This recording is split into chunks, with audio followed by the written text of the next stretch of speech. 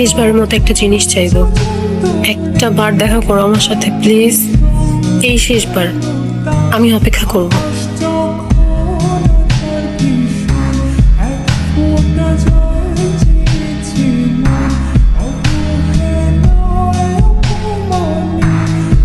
একটা কথাও কি বলবা না আমার সাথে? আমি জানি আমি অনেক বড় ভুল করে ফেলছি, কিন্তু আমি কি করব বলো? তুমি কি কখনো আমাকে একটু সময় দিছিলা?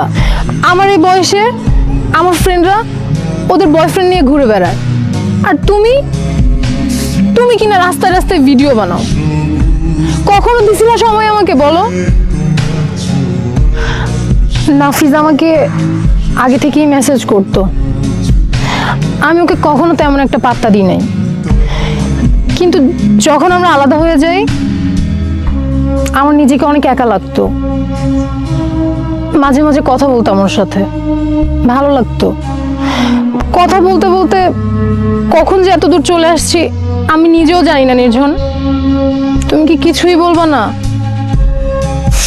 কিছু তো বলো নির্জন, আমি ভেতরে ভেতরে মারা যাচ্ছি। কি বলবো, আমি ট্রাস্ট উঠে গেছে রে আমার দুনিয়া থেকে। যখন আমি কয়েকদিন আগে তোমার জন্য মারা যাচ্ছিলাম একা একা, তখন তুমি নাফিজের সাথে। কারে বিশ্বাস করবো? এটা তো আমি আমার ভাই ভাবতাম। কি যেন বললা, সময়ের কথা বলতেছিলাম। আমি সময় দিতাম না তাই ওর সাথে। কি বলবো আমি, কি বলবো, কারে বলবো আমি? আর 10টা ছেলের মতো লাইফ না আমার, ভালো করেই জানতাম আমার বাবা নাই। আর আমি তোমার ওই ফ্রেন্ডদের বয়ফ্রেন্ডের মতো বাবার পকেট মানিতে চলি না, নিজে আর্ন করি, এত ইজি না। আমার মতো বয়সে যে ছেলে ইনকাম করে না, তারে গিয়ে জিজ্ঞেস করো কিভাবে ফাটে, মাথার মধ্যে কি পরিমাণ পেইন থাকে।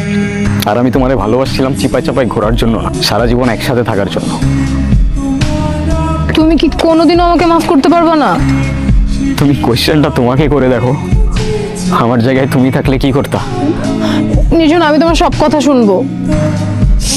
সবকিছু কি আগের মতো করা যায় না? আমাদের রিলেশনটা কি আর জোড়া লাগানো যায় না?